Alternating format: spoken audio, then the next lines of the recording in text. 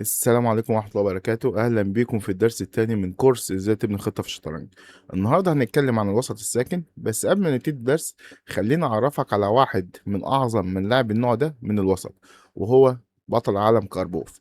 كاربوف ما كانش مجرد بطل شطرنج، قصته تعتبر واحدة من أكتر القصص الدرامية في تاريخ اللعبة.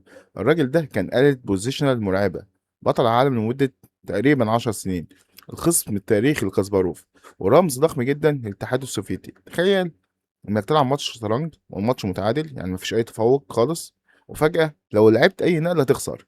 حتى كاسباروف قال عنه حرفيا في احد اللقاءات: اما تيجي تلعب مع كاربوف الاكسجين بيقل منك واحدة واحدة. ما كانش طبيعي بالمرة. والاغرب من كل ده ان المدرب الاسطوري اللي هو يعتبر الاب الروحي للشطرنج في روسيا، ميخائيل بوتفينيك، شافه وهو صغير وقال تقريبا كده: الولد ده ما فيهوش اي موهبة. وده كان تحدي مرعب، لأن كارفور بعد كده بقى واحد من أعظم لعيبة الشطرنج في التاريخ. طيب يعني إيه الوسط الساكن؟ الوسط الساكن عبارة عن بدء معزول متماثل في الوسط، سواء بيكون على عمود الإي أو على عمود الدي. في الشكل اللي قدامك ده دلوقتي البدايين دول على عمود الإي، وبيكون جنبهم سواء عمود واحد مفتوح أو عمودين. يعني في بعض الأشكال هتلاقي فيه عمود واحد بس المفتوح، وفي بعض الأشكال تانية زي الموقف اللي قدامك ده بيكون عبارة عن عمودين. والشكل اللي قدامك ده بيطلع من افتتاحات كتير، زي كوينز جامبت والدفاع الفرنسي ودفاع نيمزو انديان ودفاع السلافي ودفاع بيرك والكاروكان ولندن سيستم. هيجي سؤالك الحلو: ازاي اعمل خطة في الوسط الثابت؟ قبل ما اقولك انزل اعمل لايك واعمل كومنت حلو زيك وانزل اشترك في القناة. طيب، انت عندك 4 خطط، ركز معايا كده. الاول، النوع ده من الوسط ده بيكون طويل الامد، يعني عايز صبر وعايز طولة بال. طب ايه الخطة الاولى؟ الخطة الأولى بكل بساطة إنك بتحتل العمود المفتوح اللي بيكون جنب البدأ بتاعك. يعني العمود المفتوح اللي جنب البدأ بتاعك لازم تحتله، سواء تحتله بالوزير أو بالرخ. طيب هسألني سؤال حلو تاني زيك: وأساسا أحتل العمود المفتوح ليه؟ عشان بكل بساطة تنزل الصف السابع تضغط على البيادق في الصف السابع. يعني مثلا الأسود لو لعب حاجة زي مثلا H6، بكل بساطة بتنزل بالرخ هدى وهدى. لو جيت حميد ده بكل بساطة البيضة ده بيقع. يبقى الخطة الأولى كده إن أنت تسيطر على العمود المفتوح. الخطة التانية إنك بتضغط على البدأ الوسط الضعيف، يعني في شكل قدامك ده اللي هو الوسط الثابت، البدائين اللي قصاد بعض اللي هو الاي 4 والاي 5. دلوقتي الاي 5 ده بدأ ضعيف. ليه بدأ ضعيف؟ لأن مفيش بيادق جانبية بتحميه. فبكل بساطة بجيب القطع بتاعتي زي ما انت شايف كده: الرخ والحصان والفيل، وابتدي اضغط على البدأ الضعيف ده لحد ما اكسبه، وفي الاخر يكون عندي بدأ سالك اقدر واقدر اكسب الدور. الخطة التالتة هي نشاط القطع. بص كده الفيلين، بص كده الفيل الابيض والفيل الاسود، من وجهة نظرك مين اللي احسن؟ طبعا الاحسن هو الفيل الابيض. طب ليه؟ لان الفيل ده فيل مهاجم، وبيهاجم النقطة الضعيفة اللي هي الدي 5. مش بس كده، ده كمان البيادق كلها على لون الاسود اللي هي عكس لون الفيل. اما بالنسبه للاعب الاسود فهي الفيل الاسود على نفس مربعات البيادق، فبالتالي هنا الابيض بيكون متفوق في المساحه ومتفوق في الهجوم، فبالتالي الابيض هنا احسن بكتير. يبقى الخطه الثالثه هو ان قطعك لازم تكون اكتف، لازم تكون نشطه، لازم تكون معاها مساحه اكتر. الخطه الرابعه هو إنشاء قاعدة أمامية من خلال العمودين اللي جنب البدل المعزول. يعني بص كده في الشكل قدامك ده، دلوقتي ادي البدل المعزول بتاعنا والبدل المعزول بتاع الاسود، ودلوقتي ده العمودين المفتوحين. فانا بكل بساطة بحط قاعدة أمامية سواء في الاي 5 أو في السي 5. يعني سواء أحط قاعدة هنا إن الحصان يجي هنا أو الحصان يجي هنا. تمام؟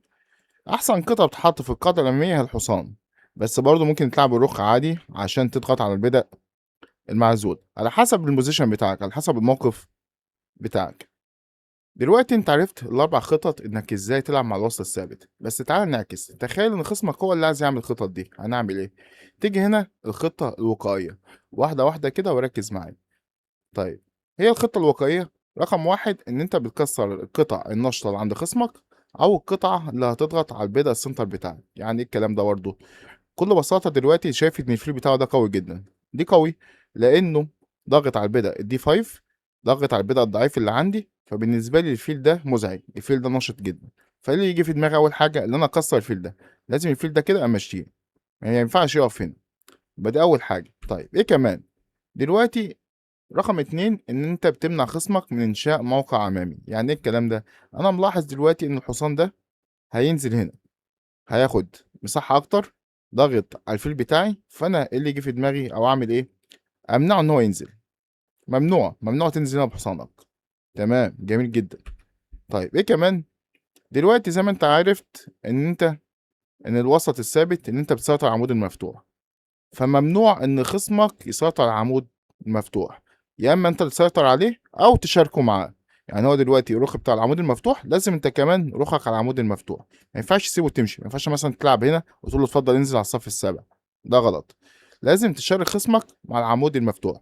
يا إما مثلا تاخد رخ في رخ تكسر الرخاخ، أو مثلا تنزل على قاعدة أمامية، سواء هو لو أكل أنت تعمل بدأ سالك، أو إن أنت ما تاكلش، أنت تسيب كده الموقف زي ما هو عادي، مفيش مشكلة. يبقى أنت كده عرفت الأربع خطط بتاع الوسط الثابت، وعرفت كده الخطط أو الخطة الوقائية لو أنت خصمك هو اللي يبتدي ينفذ الخطط بتاعته. دلوقتي أنت فهمت كل حاجة عن الوسط الساكن. هنشوف أمثلة عن الوسط الساكن، وهنشوف إزاي العبقري كاربوف طبق الخطط المثالية عن الوسط الساكن. أول مثال معانا ماتش ما بين كاربوف ضد بطل العالم السابق سباسكي.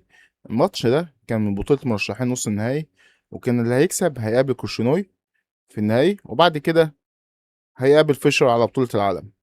البطولة دي مليانة دراما عايزة فيديو لوحده، بس الماتش ده يعتبر أجمل وأقوى ماتش في البطولة، لأن وقتها كانت ناس كتير بتشك في قدرات كاربوف. وهنا قدم من أجمل الماتشات في التاريخ. هات قهوتك وتعالى بص على اللوحة الفنية. في الماتش ده كاربوف بيلعب بالقطعة البيضاء، وسباسكي هنا بيلعب بالقطعة السوداء. كاربوف لك عليه النقلة زي ما انت شايف دلوقتي. ده الوسط الساكن زي ما احنا اتفقنا.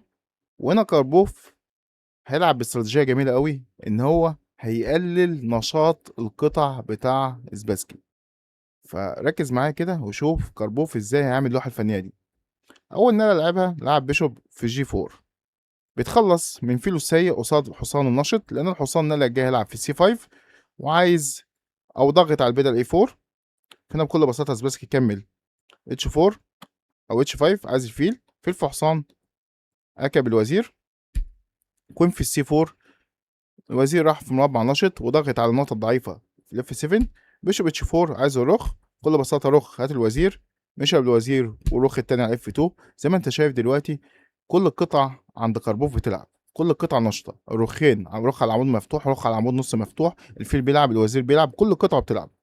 وانا اكمل روك اللي في الاف دي 8 عايز يكسر الرخاخ. وهنا كاربوف لعب من اجمل النقلات في التاريخ، واعتبر نقله قويه جدا جدا. وقف الفيديو وحاول انك تجيب النقله دي. النقله الغريبه اللي كاربوف لعبها نايت في البي 1. يخرب بيت دي نقله. ايه النقله في البي 1 دي؟ ايه النقله دي؟ النقله عايزه ايه؟ كل بساطه زي ما قلت لك ان كاربوف هدفه الاساسي ان هو يقلل نشاط القطع بتاع سباسكي، مش عايز ولا قطعه تلعب. هتقول لي طيب يعني النقله دي لازمتها ايه برضه؟ بكل بساطة هو راجع بالحصان هنا، شاف إن سباسكي عنده حصان هنا في البي 4، فهو بكل بساطة بيقلل النشاط بتاع القطعة بتاعت سباسكي، فهو عايز يلعب السي 3 عشان يمشي حصان. فحصان لما يمشي ساعتها هيكون في مربع أقل نشاط، حتى المربعات اللي بعد كده اللي هيروحها هتكون مربعات كلها سيئة. بكل بساطة سباسكي كمل مكوين في البي 7، طلع بالملك، مشى بالملك وزع الحصان، ودلوقتي الحصان رجع في مكانه السيء. روك في الاي 1، ودي برضو كان هدف إن رجعة الحصان لورا، لان بكل بساطة بيمشي الرخ لانه عايز يلعب الحصان دلوقتي في دي 2 وبعد كده في الاف 3 عشان يمشي بالفيل. وبقى نفس الفكرة ان هو بيقلل نشاط القطع بتاعة سباسكي. رخ في الاف 8، نايت في دي 2، بيشوف في الدي 8، نايت في الاف 3. زي ما انت شايف دلوقتي ان الحصان اللي كان هنا راح في الاف 3، ضاغط على النقطة الضعيفة اللي عند الاسود، في نفس الوقت مسيطر على المربعات السوداء. دلوقتي لو انت قارنت القطع بتاعت الاسود بالقطع بتاعت الابيض، كل القطع الاسود دلوقتي في اماكن سيئه، اما القطع الابيض كلها نشطه الحصان نشط، الوزير نشط، الفيل يعتبر ماسك الخانات السوداء كلها، فبالتالي هنا الابيض بيكسب. هنا تفوق على الانجن 3.5، يعني الابيض هنا بيكتسح. اف 6 بيحمي البيضة، وده يعني زائد البيضة دي كان مضطر ليه عشان يدافع عن البيضة الاي 5، بس في نفس الوقت فتح مربعات البيضة كلها، عشان كده لعب روك دي 2 بيشوف الاي 7، وهنا كمل بكوين في الاي 6 طالب الوزير، وفي نفس الوقت يكون طالب الفيل. روك اللي في الاي دي 8 تعال نكسر الخاخ، رخ في رخ اكب الفيل، وثم روك دي 1 عايز كش وعايز ياخد الوزير.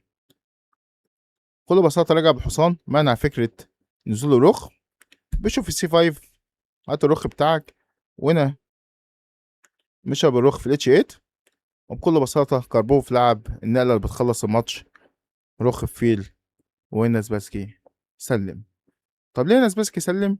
لأن لو أخد رخ في رخ، هو بكل بساطة بيلعب بيشوب في الاي 7، وهنا لو لعب مثلا رخ في الجي 8، بكل بساطة بياخد في الموقف ده كش مات في 5 نقلات.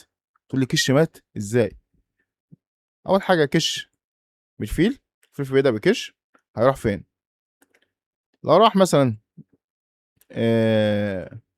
لو جاي مثلا هنا في اتش 7، اديله كش بالحصان اجباري يطلع فوق. بكل بساطه باخد وزير فروخ، ودلوقتي طالب كش مات ملهاش حل. يعني دلوقتي انت تلعب اي ناله خلاص هتخسرك. لو لعبت مثلا وزير هنا، بكل بساطه بديك كش بالوزير، بترجع تغطي، وبعد كده في الاخر باخد وزير بكش مات. وهنا سباسكي خسر الماتش، وكاربوف قدم من اجمل الماتشات اللي حصلت في التاريخ. اتمنى تكون استفدت من درس النهارده. طبعا في ادوار كتير، بس انا مش عايز اطول عليك. اللي يهمني انك تكون فاهم يعني ايه وسط ساكن، وازاي تنفذ الخطط، وازاي تمنع خطط خصمك. الدرس ده بالذات لازم تعيده مره واتنين وتلاته، لان الدرس قوي جدا. هسيب لك لينك تحت في الوصف، ده يعتبر اقوى ماتشات لكاربوف. هتلاقي ماتشات منهم على الوسط الساكن. عايزك تقارن الخطط اللي كان في الفيديو، وشوف ازاي عرف يعملها في الماتشات بتاعته. اتمنى لكم التوفيق، وهستنى تعليقاتكم الجميلة. إن شاء الله الدرس الجاي هو الوسط المفتوح. أشوفكم على خير إن شاء الله الفيديو الجاي.